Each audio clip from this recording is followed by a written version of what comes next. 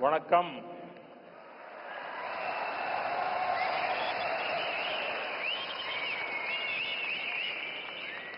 मंच पर विराजमान तमिलनाडु के राज्यपाल आर.एन. रवि जी, केंद्रीय मंत्रिमंडल में मेरे साथी एल. मुरुगन जी, तमिलनाडु एग्रीकल्चर यूनिवर्सिटी के पूर्व कुलपति डॉक्टर के. रामासामी जी, अलग अलग कृषि संगठनों से आए गणमान्य सभी महानुभाव, अन्य उपस्थित जनप्रतिनिधिगण, मेरे प्यारे किसान भाइयों और बहनों और देश भर में डिजिटल टेक्नोलॉजी के माध्यम से लाखों किसान हमारे साथ जुड़े हुए हैं। मैं यहां से उनको भी वणक्कम कहता हूं, नमस्कार कहता हूं। और सबसे पहले मैं आपकी भी और देश भर में जमा हुए मेरे किसान भाई बहनों की भी क्षमा मांगता हूं। मुझे आने में करीब करीब 1 घंटा देरी हो गई, क्योंकि मैं आज पुट्टपर्ती में सत्य साईं बाबा के कार्यक्रम में था, लेकिन वहां कार्यक्रम थोड़ा लंबा चल गया तो मुझे आने में विलंब हुआ। आप सबको जो असुविधा हुई, देश भर में मैं देख रहा हूं काफी लोग बैठे हैं, इसके लिए मैं आप सबकी क्षमा मांगता हूं।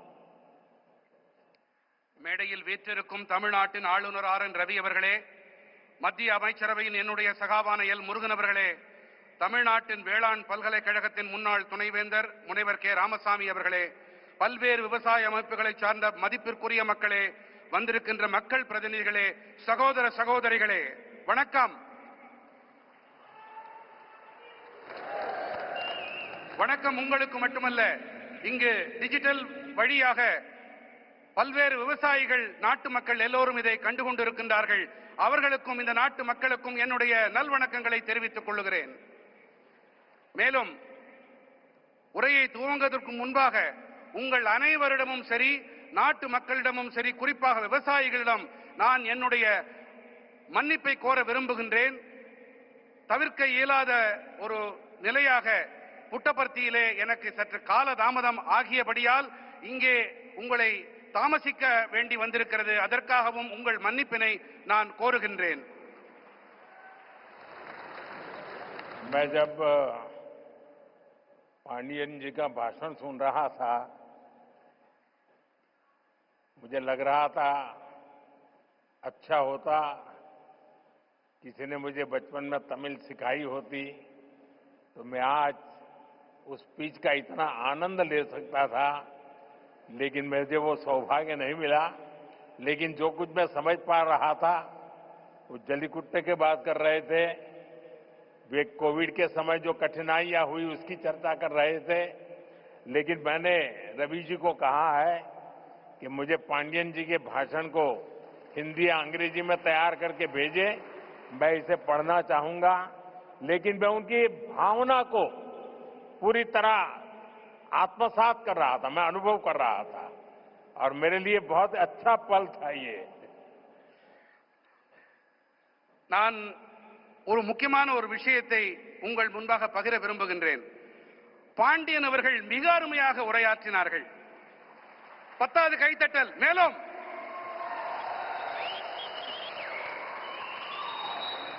அவருடைய உரையை தமிழிலே இருந்ததால் என்னால் முழுமையாக புரிந்து கொள்ள முடியவில்லை. சிறுவயதில் நான் தமிழையும் கற்றிருக்கலாமே என்று அடிக்கடி நினைப்பதுண்டு. இன்று பாண்டியன் அவர்களுடைய உணர்வு மயமான இந்த உரை, அந்த முழுமையாக அதை புரிந்து கொள்ள முடியவில்லை என்றாலும் அந்த உணர்வு என்னை தொட்டது. மாண்புமிகு ஆளுநர் ரவி ஐயா அவர்களிடம் நான் விண்ணப்பித்திருக்கிறேன். பாண்டியன் அவர்கள் ஐயாவுடைய உரையை அதனை ஹிந்தி மொழியிலே அல்லது ஆங்கிலத்திலே மொழியாக்கம் செய்து எனக்கு தெரிவித்துக் கொடுக்குமாறு அவரிடம் விண்ணப்பித்திருக்கிறேன். जब मैं यहां मंच पे आया तो मैं देख रहा था काफी किसान भाई बहन वो अपना गमछा घुमा रहे थे, तो मुझे लग रहा था कि बिहार की हवा मेरे आने से पहले पहुंच गई है। நான் இங்கே மேடையிலே வந்தபோது பல விவசாய வேளாண் குடிமக்கள் தங்களுடைய மேல் துண்டை அவர்கள் சுழற்றிக் கொண்டிருந்தார்கள். பீகாருடைய காற்று இங்கேயும் வீசுகிறதோ என்று என் மனம் அவாவியது.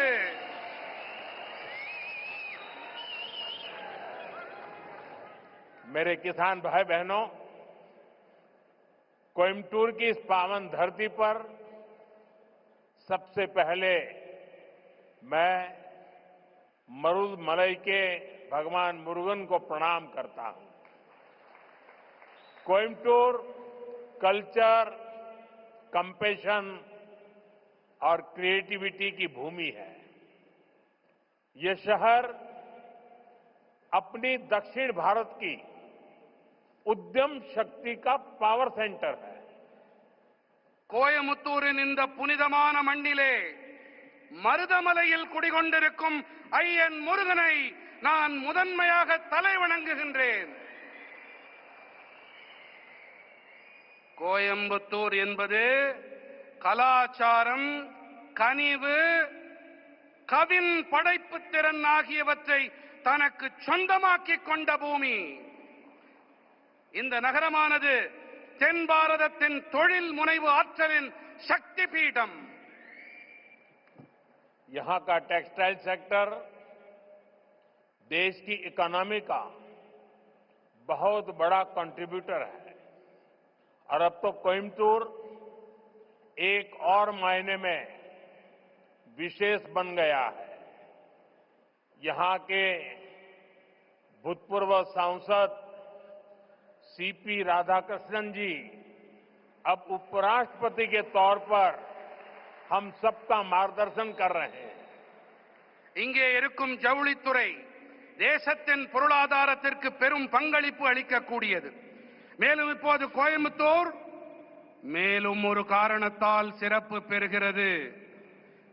இங்கே நாடாளுமன்ற உறுப்பினராக இருந்த சிபி ராதாகிருஷ்ணன் அவர்கள் இப்போது துணை குடியரசுத் தலைவராக நம் அனைவருக்கும் வழிகாட்டிக் கொண்டிருக்கின்றார். साथियों, नेचुरल फार्मिंग एक ऐसा विषय है जो मेरे दिल के बहुत करीब है। मैं तमिलनाडु के सभी किसान साथियों को south India natural farming summit के इस अभूतपूर्व आयोजन के लिए शुभकामनाएं देता हूं। और अभी मैं प्रदर्शनी देखने गया था। मुझे बहुत किसानों से बातचीत करने का सौभाग्य मिला और कोई मैकेनिकल इंजीनियरिंग करके पीएचडी करके खेती कर रहा है, कोई नासा में चंद्रयान का काम करते करते छोड़ करके खेती कर रहा है और खुद खेती करता है। इतना ही नहीं, अनेक किसानों को वो तैयार कर रहे हैं, नौजवानों को ट्रेन कर रहे हैं। मुझे आज सार्वजनिक रूप से स्वीकार करना होगा, अगर मैं आज इस कार्यक्रम में न आया होता तो मैंने मेरी जिंदगी में बहुत कुछ गंवाया होता और आज मैंने यहां आकर के बहुत कुछ सीखा है। मैं अब मन से तमिलनाडु के किसानों की जो हिम्मत है, परिवर्तन को स्वीकार करने की उनकी जो ताकत है, उसको 100 सलाम करता हूं। நண்பர்களே, இயற்கை விவசாயம் என்பது விசேஷமான ஒன்று. இது என் இதயத்துக்கு மிகவும் நெருக்கமானது. நான் தமிழ்நாட்டின் அனைத்து வேளாண் குடிமக்களுக்கும் நண்பர்களுக்கும் தென்னிந்திய இயற்கை விவசாய மாநாட்டின் பொருட்டு என் மனம் கனிந்த நல்வாழ்த்துக்களை தெரிவித்துக் கொள்கிறேன். அடுத்ததாக இங்கே மேடைக்கு வருவதற்கு முன்பாக நான் அங்கே காட்சிப்படுத்தப்பட்டிருக்கும் பல்வேறு அரங்குகளை சென்று பார்த்தேன். ஒருவர் இயந்திர பொறியியலில் முனைவர் பட்டம் பெற்ற பிறகு விவசாயத்திற்கு வந்திருக்கிறார்.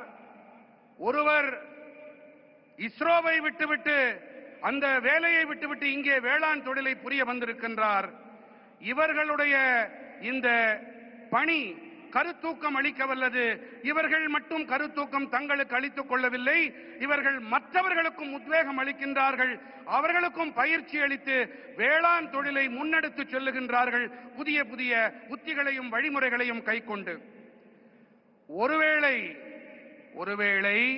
நான் இங்கே வாராது போயிருந்தால் நான் பல விஷயங்களை தெரிந்து கொள்ளாமல் போயிருப்பேன், என்னுடைய கற்றல் குறைந்து போயிருக்கும். இந்த வேளையிலே நான் தமிழ்நாட்டின் வேளாண் பெருமக்களுக்கு என்னுடைய மனம் நிறைந்த பாராட்டுக்களை உங்களுடைய துணிச்சலுக்காக காணிக்கையாக்குகின்றேன். यहाँ किसान भाई बहन, एग्रीकल्चर साइंटिस्ट, इंडस्ट्री से जुड़े साथी, स्टार्टअप और इनोवेटर्स सब एक साथ जुटे हैं. मैं आप सभी का बहुत बहुत अभिनंदन करता हूं. இங்கே வேளாண் சகோதர சகோதரிகளும் விவசாய அறிவியலாளர்களும் தொழில்துறையோடு இணைந்த நண்பர்களும் ஸ்டார்ட் அப்புகளும் புதுமைகள் கண்டுபிடிப்பாளர்களும் ஒன்றாக இணைந்திருக்கின்றார்கள். நான் உங்கள் அனைவருக்கும் என் வாழ்த்துக்களை தெரிவித்துக் கொள்ளுகின்றேன். साथियों, आने वाले वर्षों में मैं भारत की खेती में कई बड़े बदलाव होते देख रहा हूं. भारत नेचुरल फार्मिंग का ग्लोबल हब बनने के रास्ते पर है.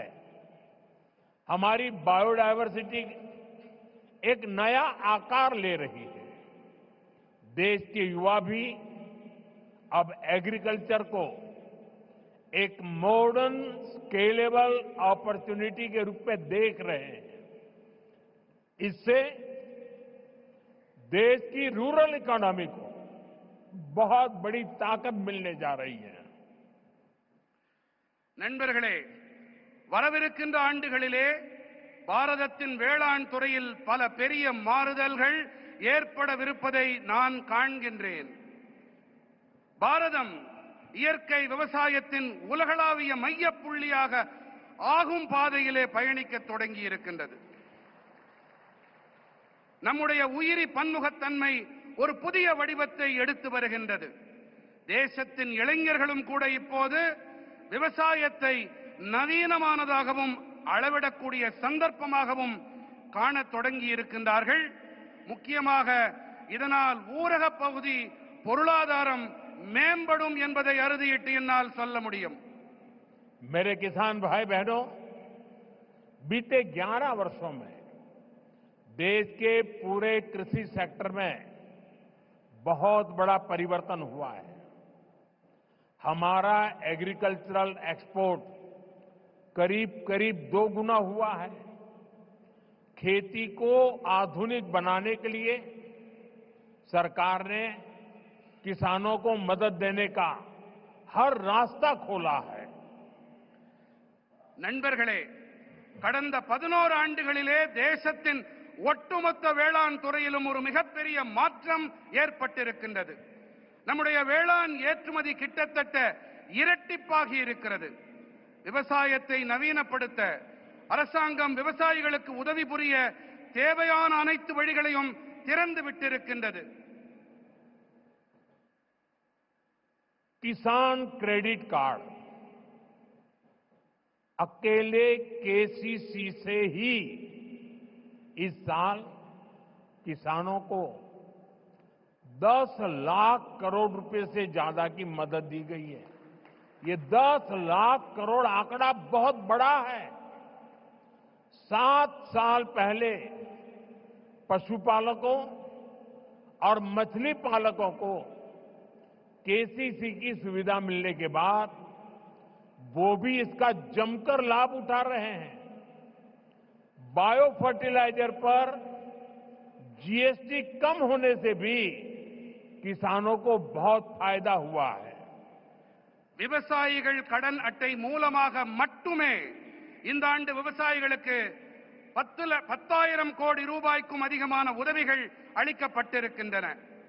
7 ஆண்டுகளுக்கு முன்பாக கால்நடை பராமரிப்பாளர்களுக்கும் மீன் வளர்ப்பாளர்களுக்கும் இந்த விவசாய கடன் அட்டை வசதி கிடைத்த பிறகு அவர்களும் கூட இதனால் நிறைவான பலன்களை பெற்று வருகின்றார்கள். உயிரி உரங்கள் மீதான ஜிஎஸ்டி வரியை குறைக்கப்பட்டதாலும் விவசாயிகளுக்கு அதிக ஆதாயங்கள் கிடைத்திருக்கின்றன. साथियों, अभी कुछ ही देर पहले इसी मंच से हमने देश के किसानों को पीएम किसान सम्मान निधि की अगली किस्त जारी की है। देश के कोने कोने में किसानों को 18,000 करोड़ रुपए ट्रांसफर हुए हैं। यहां तमिलनाडु के भी लाखों किसानों के खाते में पीएम किसान सम्मान निधि के पैसे पहुंचे हैं। நண்பர்களே, இப்போது சற்று நேரம் முன்பாக இந்த மேடையிலிருந்து தேசத்தின் விவசாயிகளுக்கு பிரதம மந்திரி விவசாயிகள் கௌரவ கொடையின் அடுத்த தவணை கொண்டு சேர்க்கப்பட்டது. தேசத்தின் அனைத்து மூலைகளில் இருக்கும் விவசாயிகளுக்கும் 18,000 கோடி ரூபாய் பரிமாற்றம் செய்யப்பட்டிருக்கின்றது. இங்கே தமிழ்நாட்டிலும் கூட பல லட்சம் விவசாயிகளின் வங்கிக் கணக்குகளிலும் பிரதம மந்திரி விவசாயிகள் கௌரவ கொடை அளிக்கப்பட்டிருக்கிறது. साथियों, अब तक इस योजना के तहत देश के छोटे किसानों को 4 लाख करोड़ रुपए की राशि सीधे उनके बैंक खाते में भेजी जा चुकी है। ये राशि किसानों के खेती से जुड़े अनेक कामों को पूरा करने का माध्यम बनी है। मैं इस योजना के लाभार्थी करोड़ों किसान भाई बहनों को बहुत बहुत शुभकामनाएं देता हूं। நண்பர்களே, இதுவரை இந்த திட்டத்திற்கு உட்பட்டு தேசத்தின் சிறு விவசாயிகளுக்கு 4 லட்சம் கோடி ரூபாய் தொகை நேரடியாக அவர்களுடைய வங்கிக் கணக்குகளிலே செலுத்தப்பட்டாகிவிட்டது. இந்த தொகை விவசாயத்தோடு தொடர்புடைய பல்வேறு பணிகளை நிறைவேற்றிக் கொள்ளும் சாதனமாக விவசாயிகளுக்கு பயனளிக்கிறது. இந்த திட்டத்தால் பயனடைந்த கோடிக்கணக்கான விவசாயிகளுக்கு நான் என் நல்வாழ்த்துக்களை தெரிவித்துக் கொள்ளுகின்றேன். वहां पीछे 2 बालिकाएं प्ले कार्ड लेकर कब से खड़ी है, हाथ उनके थक जाएंगे। मैं सिक्योरिटी के लोगों से कहूंगा कि वो लेकर के, शायद मेरे लिए लेके आई है, वो लेकर के मुझे दे दीजिए और आपका जो कुछ भी मैसेज होगा मैं उसको बड़ी गंभीरता से लूंगा। அங்கே கூட்டத்திலே ஒரு சிறுவன் கையிலே ஒரு பதாகையை ஏந்தி கொண்டிருக்கின்றான். அந்த குழந்தையிடமிருந்து பாதுகாப்பு அமைப்பை சேர்ந்தவர்கள் அவர்கள் அந்த பதாகையை வாங்கி கொண்டு வாருங்கள். கண்ணா, அதுல என்ன எழுதி இருக்கோ அதை நான் சீரியஸா எடுத்துக்கிறேன், அத கருத்துல கொள்றேன் அப்படிங்கறத நான் தெரிவிச்சுக்கிறேன். उसको जरा कलेक्ट करके मेरे पास पहुंचा दीजिए. அதை யாராவது கொஞ்சம் சேகரிச்சிட்டு இங்க கொண்டு வாங்க. साथियों, थैंक यू बेटा, आप कब से हाथ ऊपर करके खड़े थे. साथियों, கண்ணா, ரொம்ப நேரமா கைய அதை தூக்கிட்டே நின்னுட்டு இருந்த, ரொம்ப ரொம்ப நன்றி உனக்கு. साथियों, नेचुरल फार्मिंग का विस्तार आज 21वीं सदी की कृषि की मांग है. बीते कुछ सालों में मांग बढ़ने के कारण खेतों में एग्रीकल्चर से जुड़े कई सेक्टर्स में केमिकल्स का इस्तेमाल तेजी से बढ़ा है. நண்பர்களே, இயற்கை வேளாண்மையின் விரிவாக்கம் என்பது இன்று 21ஆம் நூற்றாண்டு வேளாண்மையின் தேவை. கடந்த சில ஆண்டுகளிலே தேவையின் அதிகரிப்பு காரணத்தாலே வயல்களிலே விவசாயத்தோடு தொடர்புடைய பல துறைகளிலே ரசாயனங்களின் பயன்பாடு விரைவாக அதிகரித்து வருகின்றது. केमिकल फर्टिलाइजर्स और पेस्टिसाइड्स के ज्यादा इस्तेमाल के कारण सॉइल फर्टिलिटी गिर रही है, सॉइल मॉइस्चर पर असर पड़ रहा है और इन सबके साथ फार्मिंग की कॉस्ट पर हर साल वो बढ़ती ही जा रही है। इसका सॉल्यूशन क्रॉप डाइवर्सिफिकेशन और नेचुरल फार्मिंग से ही संभव है। ரசாயன உரங்கள், பூச்சிக்கொல்லிகள் ஆகியவை அதிக அளவிலான பயன்படுத்தல் காரணமாக நிலத்தின் வளம் வீழ்ச்சியடைகிறது, மண்ணின் ஈரத்தன்மைக்கு பாதிப்பு ஏற்படுகிறது. மேலும் இவை அனைத்தோடு விவசாயத்தின் செலவினமும் ஒவ்வொரு ஆண்டும் அதிகரித்துக் கொண்டே இருக்கின்றது. இதற்கான தீர்வு என்னவென்று சொன்னால், பயிர்களின் பன்முகத்தன்மை மற்றும் இயற்கை வேளாண்மை மட்டுமே. साथियों, हमारी मिट्टी की फर्टिलिटी और क्रॉप में न्यूट्रिशनल रिवाइवल के लिए हमें नेचुरल फार्मिंग के रास्ते पर बढ़ना ही होगा। ये हमारा विजन भी है और हमारी जरूरत भी है। तभी जाकर हम अपनी आने वाली पीढ़ियों के लिए अपनी बायोडायवर्सिटी को संरक्षित रख पाएंगे। நண்பர்களே, நம்முடைய மண்ணின் வளத்தை பொருட்டும் பயிர்களின் ஊட்டச்சத்தின் மீள் உயிர்ப்பின் பொருட்டும் நாம் இயற்கை வேளாண்மை பாதையிலே முன்னேறியே ஆக வேண்டும். இதுவே நம்முடைய தொலைநோக்கு, இது நம்முடைய அத்தியாவசிய தேவையும் கூட. அப்போதுதான் நாம் நமது வரவிருக்கும் தலைமுறையினருக்கு நமது உயிரி பன்முகத்தன்மையை பாதுகாத்து அளிக்க முடியும். नेचुरल खेती हमें क्लाइमेट चेंज, मौसम में हो रहे बदलाव का सामना करने में मदद करती है। यह हमारी मिट्टी की सेहत को स्वस्थ रख सकती है और इससे लोगों को नुकसान करने वाले केमिकल से भी बचाया जा सकता है। आज का ये आयोजन इसी दिशा में एक बहुत बड़ी भूमिका निभाने जा रहा है। இயற்கை வேளாண்மையானது சூழல் மாற்றம், பருவநிலையில் ஏற்பட்டு வரும் மாற்றத்தை எதிர்கொள்ள நமக்கு பேருதவியாக இருக்கின்றது. இது நமது மண்ணின் நலத்தையும் ஆரோக்கியமாக வைத்திருக்க உதவுகின்றது. மேலும் இதனால் மக்களுக்கு தீங்கு விளைவிக்கும் வேதிப் பொருட்களிலிருந்து தற்காத்துக் கொள்ள முடிகின்றது. இன்றைய இந்த மாநாடு இந்த திசையினிலே மிகப்பெரிய பங்களிப்பை அளிக்க இருக்கின்றது.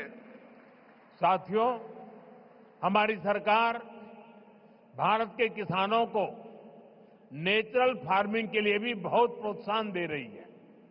एक वर्ष पहले केंद्र सरकार ने national mission on natural farming की शुरुआत की थी। इससे लाखों किसान जुड़ चुके हैं।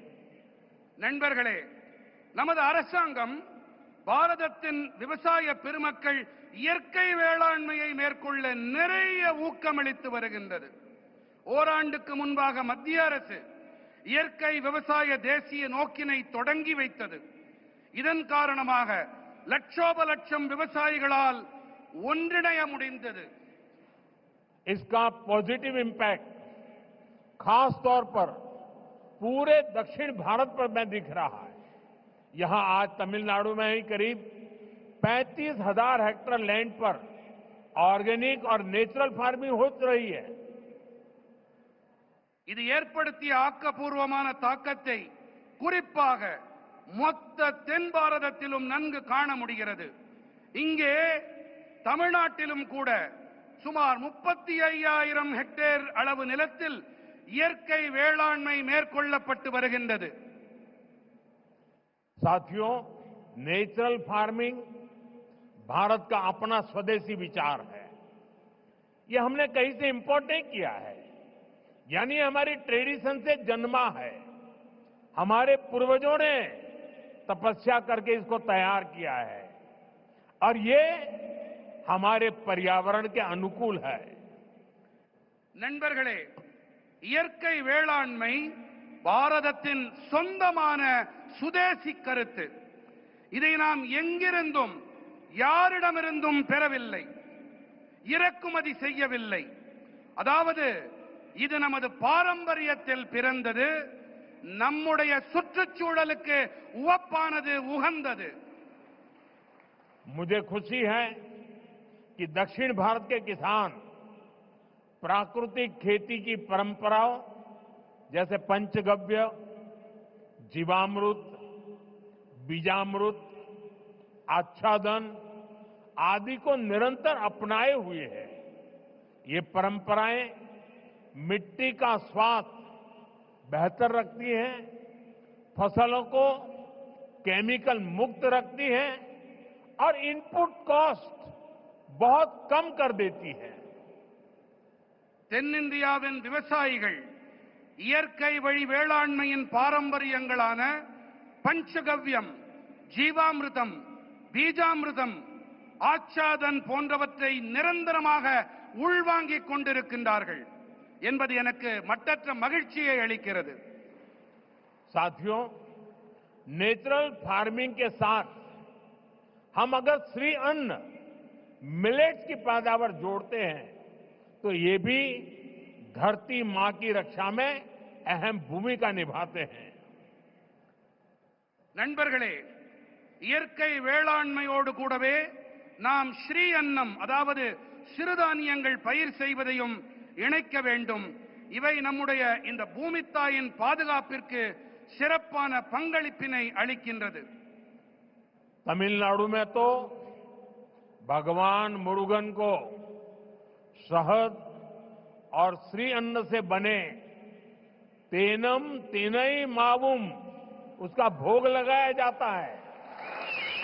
तमिल रीजन्स में कंबू और सामई, केरला कर्नाटका में रागी, तेलुगु भाषी राज्यों में सज्जा और जोन्ना ये पीढ़ियों से हमारे खान पान का हिस्सा रहे हैं। நம்முடைய தமிழ்நாட்டிலே முருகப்பெருமானுக்கு தேனும் தினை மாவையும் நிவேதன பொருட்களாக நாம் படைக்கின்றோம்। தமிழ்நாட்டிலே கம்பும் சாமையும், கேரளத்திலே ராகி, தெலுங்கு பேசும் பகுதிகளிலே சஜ்ஜா மற்றும் ஜொன்னா ஆகியவை பல தலைமுறைகளாக நம்முடைய உணவு பழக்கத்தோடு ஒன்று கலந்தவை। हमारी सरकार का प्रयास है कि हमारा ये सुपर फूड दुनिया भर के बाजारों तक पहुंचे और वैश्विक बाजार में इनकी पहुंच बढ़ाने में natural farming, chemical free farming को भी इसकी भी बहुत बड़ी भूमिका है। इसलिए मैं समझता हूं इस समिट में इससे जुड़े प्रयासों पर भी अवश्य चर्चा होनी चाहिए। நம்முடைய அரசின் முயற்சி என்னவென்றால் நமது இந்த சூப்பர் உணவானது உலகெங்கிலும் இருக்கும் சந்தைகள் வரை சென்று சேர வேண்டும் என்பதுதான்। மேலும் உலகளாவிய சந்தைகளிலும் இவற்றின் வீச்சினை அதிகரிக்க இயற்கை வேளாண்மை, ரசாயனங்கள் இல்லா வேளாண்மை ஆகியவற்றுக்கு மிகப்பெரிய பங்களிப்பு இருக்கின்றது। ஆகையினால்தான் இந்த மாநாட்டிலே இதோடு தொடர்புடைய முயற்சிகள் தொடர்பாகவும் கண்டிப்பாக விவாதங்கள் நடைபெற வேண்டும் என்று நான் விரும்புகிறேன், கருதுகிறேன்। साथियों, मेरा एक आग्रह मोनोकल्चर के बजाय मल्टी कल्चर कृषि का भी रहा है। हमें इसकी प्रेरणा दक्षिण भारत के कई क्षेत्रों से मिलती है। நண்பர்களே, ஒற்றை பயிருக்கு பதிலாக பல்வகை பயிர் வேளாண்மை இருக்க வேண்டும் என்பதே என்னுடைய ஆழமான விருப்பம்। இதற்கான கருத்தூக்கம், உத்வேகம் தென் பாரதத்தின் பல பகுதிகளில் இருந்து நமக்கு கிடைக்கின்றது। अगर हम केरला या कर्नाटका के हिली एरियाज में जाए तो हम मल्टी स्टोरी एग्रीकल्चर के उदाहरण दिखते हैं। एक ही खेती में नारियल, सुपारी और फ्रूट प्लांट्स होते हैं। इनके नीचे मसालों और काली मिर्च की खेती होती है। यानी छोटे से हिस्से में ही इतनी सारी चीजों को पूरी व्यवस्था बनाकर उगाया जा सकता है। यही नेचुरल फार्मिंग का भी मूल दर्शन है।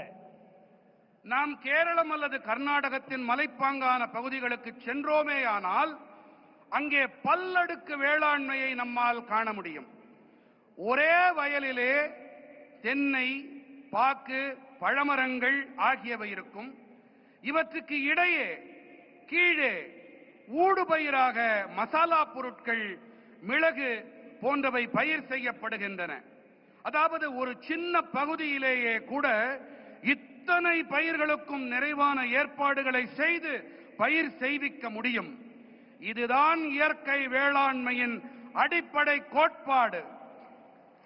खेती के इस मॉडल को हमें पान इंडिया लेवल पर आगे ले जाना है। मैं राज्य सरकारों से भी कहूंगा कि वो इस पर विचार करें कि कैसे हम इन प्रैक्टिस को देश के अलग अलग भूभागों में लागू कर सकते हैं। விவசாயத்தில் இந்த மாதிரியை நாம் இந்தியா நடுக கொண்டு செல்ல விரும்புகின்றோம். இதன் மீது கவனத்தை செலுத்த வேண்டும் என்று நான் மாநில அரசுகளிடம் வேண்டிக் கொள்ளுகின்றேன். அதாவது எப்படி இந்த வழிமுறைகளை தேசத்தின் பல்வேறு பகுதிகளிலும் அமல் செய்வது என்பதை நாம் ஆராய வேண்டும். साथियों, साउथ इंडिया एग्रीकल्चर की एक लिविंग यूनिवर्सिटी रहा है। इसी भूभाग पर दुनिया के सबसे पुराने फंक्शनिंग डैम्स बने। यहां 13वीं सेंचुरी में कलिंग रायन कैनाल बनी। यहां के मंदिरों के तालाब डिसेंट्रलाइज्ड वाटर कंजर्वेशन सिस्टम का एक मॉडल बने। நண்பர்களே, தென்னிந்தியா விவசாயத்தின் ஒரு வாழும் பல்கலைக்கழகமாக இருந்து வருகின்றது. இந்த பகுதியிலே உலகத்தின் மிக பழமையான, இன்றும் கூட செயல்பட்டு வரும் அணைகள் உருவாக்கப்பட்டிருக்கின்றன. இங்கே 13ஆம் நூற்றாண்டைச் சேர்ந்த கலிங்கராயன் கால்வாய் உருவாக்கப்பட்டது. இங்கே இருக்கும் ஆலயங்களில் அமைந்த பரவலாக்கப்பட்ட நீர் பராமரிப்பு முறைகள், குளங்கள், அவை ஒரு மாதிரி ஆயின. इसी धरती ने नदियों के जल को नियंत्रित कर इसे खेती के लिए इस्तेमाल करने का मॉडल दिया। इसी धरती ने हजारों वर्ष पहले इतनी साइंटिफिक वाटर इंजीनियरिंग की है। इसलिए मेरा विश्वास है देश और दुनिया को नेचुरल फार्मिंग में लीडरशिप भी इसी भूभाग से मिलेगी। இந்த மண்ணின் ஓடு நதிகளின் நீரை நெறிப்படுத்தி இதை விவசாயத்திற்காக பயன்படுத்தியது இது ஒரு மாதிரியாக உருவானது. இந்த மண்ணில் ஆயிரக்கணக்கான ஆண்டுகளாக அறிவியல் பூர்வமான நீர் பொறியியல் மேற்கொள்ளப்பட்டு வருகின்றது. அந்த வகையிலே தேசத்திலும் சரி, உலகிலும் சரி, இயற்கை வேளாண்மைக்காக தலைமை ஏற்பு என்றால் அதுவும் கூட இந்த நிலப்பகுதியிலிருந்துதான் கிடைக்கும் என்பது என்னுடைய அசையா நம்பிக்கை. साथियों, विकसित भारत के लिए एक फ्यूचरिस्टिक एग्रीकल्चर इकोसिस्टम बनाने के लिए हम सभी को एक साथ मिलकर काम करना होगा। நண்பர்களே, வளர்ச்சியடைந்த பாரதத்திற்காக வருங்கால விவசாய சூழல் அமைப்பினை உருவாக்குவதற்காக நாம் அனைவரும் இணைந்து பணிபுரிய வேண்டும். मैं देश भर के मेरे किसान भाई बहनों को, तमिलनाडु के मेरे किसान साथियों से कहूंगा कि आप 1 एकड़ 1 सीजन से शुरुआत करें। यानी आप एक सीजन में 1 एकड़ भूमि पर अपने खेत में 1 एकड़, एक कोने में नेचुरल फार्मिंग करके देखें। वहां से जो नतीजे मिलेंगे उनके आधार पर आप दूसरे साल और ज्यादा करें, तीसरे साल और ज्यादा करें और आप आगे बढ़े। நான் நம்முடைய தேசத்தின் விவசாயிகளாகட்டும், இங்கே தமிழ்நாட்டின் விவசாய பிரதிநிதிகளாக இங்கே கூடியிருக்கும் வேளாண் துறை சகோதர சகோதரிகளாகட்டும், நீங்கள் அனைவரும் 1 ஏக்கர் 1 பருவம் என்பதிலிருந்து தொடங்குங்கள். அதாவது நீங்கள் ஒரு பருவ காலத்தில் 1 ஏக்கர் நிலத்தில் இயற்கை விவசாயம் செய்வதை தொடங்குங்கள். அதிலிருந்து உங்களுக்கு என்ன பலன்கள் என்ன விளைவுகள் கிடைக்கிறதோ அதை பொறுத்து விரிவாக்கம் செய்யுங்கள் என்று நான் என்னுடைய விவசாய சகோதர சகோதரிகளிடம் கேட்டுக்கொள்ளுகின்றேன். मैं सभी साइंटिस्ट और रिसर्च इंस्टीट्यूशन से भी आग्रह करूंगा कि नेचुरल फार्मिंग को एग्रीकल्चर करिकुलम का मुख्य हिस्सा बनाएं। आप गांव में जाकर किसानों के खेत को अपनी लैब बनाएं। हमें हर हाल में नेचुरल फार्मिंग को साइंस बैक्ड मूवमेंट बनाना होगा। இயற்கை விவசாயத்தை வேளாண் பாடத்திட்டத்தில் முக்கியமான பங்காக ஆக்குங்கள். கிராமங்களுக்கு சென்று விவசாயிகளின் வயல்களை உங்களுடைய பரிசோதனை கூடங்களாக ஆக்குங்கள் என்று நான் அனைத்து அறிவியலாளர்களிடமும் ஆய்வு நிறுவனங்களிடமும் வேண்டிக் கொள்ளுகின்றேன். நாம் எப்படியாவது நாம் இயற்கை விவசாயத்தை அறிவியல் சார்புடைய இயக்கமாக ஆக்க வேண்டும். नेचुरल फार्मिंग के इस अभियान में राज्य सरकारों और एफपीओज की बड़ी भूमिका और बहुत बड़ी भूमिका है। बीते कुछ सालों में देश में 10,000 किसान उत्पाद संघ एफपीओज बने हैं। இயற்கை விவசாயத்தின் இந்த இயக்கத்திலே மாநில அரசுகள் மற்றும் விவசாயிகள் உற்பத்தியாளர் சங்கங்களின் பங்களிப்பு மகத்தானது. கடந்த சில ஆண்டுகளிலே தேசத்தில் 10,000 விவசாயிகள் உற்பத்தியாளர் அமைப்புகள் உருவாகி இருக்கின்றன. एफपीओज के सहयोग से हम किसानों के छोटे छोटे समूह क्लस्टर्स बनाए, वहीं पर सफाई पैकिंग प्रोसेसिंग की सुविधा दें और इनेम जैसे ऑनलाइन बाजार से सीधे जोड़े। इससे प्राकृतिक खेती से जुड़े किसानों को और लाभ होने की संभावना होगी। விவசாயிகள் உற்பத்தியாளர்கள் சங்கங்களின் உதவியோடு நாம் விவசாயிகளின் சின்ன சின்ன குழுக்களை உருவாக்கி இருக்கின்றோம்.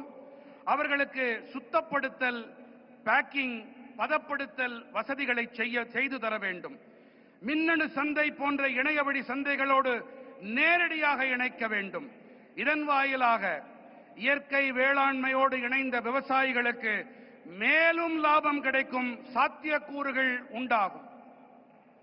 जब हमारे किसान का पारंपरिक ज्ञान, विज्ञान की ताकत और सरकार का समर्थन तीनों जुड़ जाते हैं तो किसान भी समृद्ध होगा और हमारी धरती मां भी स्वस्थ रहेगी। நமது விவசாயிகளின் பாரம்பரியமான ஞானம், அறிவியலின் பலம், அரசாங்கத்தின் ஆதரவு ஆகிய இந்த மூன்றும் இணையும் போது விவசாயிகளும் வளம் பெறுவார்கள், தன்னிறைவு அடைவார்கள். அதோடு கூடவே நம்முடைய பூமி தாயும் ஆரோக்கியமாக இருக்கின்றாள். साथियों, मेरा पक्का विश्वास है ये समिट और खास करके हमारे किसान भाई बहनों ने जो नेतृत्व दिया है, इस समिट से देश में नेचुरल फार्मिंग को एक नई दिशा मिलने वाली है। यहां से नए आइडियाज, नए सॉल्यूशंस निकलेंगे। इसी उम्मीद के साथ मैं आप सभी को फिर से बहुत बहुत शुभकामनाएं देता हूं। बहुत बहुत धन्यवाद। எனக்கு ஒரு நம்பிக்கை இருக்கின்றது, மிகப்பெரிய நம்பிக்கை. அது என்னவென்று சொன்னால், இங்கே ஆர்வத்தோடு இந்த மாநாட்டிலே பங்கெடுப்பதற்காக வந்திருக்கும் வேளாண் பெருமக்களும் சரி, உங்களுக்கு தலைமை ஏற்று நடத்தி கொண்டிருக்கும் இந்த தகைமையாளர்களும் சரி, இவர்கள் காரணமாக இந்த மாநாடு தேசத்தின் இயற்கை வேளாண்மைக்கு ஒரு புதிய திசையை காட்டும் இங்கிருந்து உருவாகும் புதிய கருத்துக்கள் எண்ணங்கள் மூலமாக புதிய தீர்வுகள் பிறக்கும். இந்த நம்பிக்கையோடு உங்கள் அனைவருக்கும் பல பல நல்வாழ்த்துக்களை தெரிவித்துக் கொள்கிறேன். நன்றி. मेरे साथ बोलिए भारत माता की, भारत माता की, भारत माता की। बहुत बहुत धन्यवाद।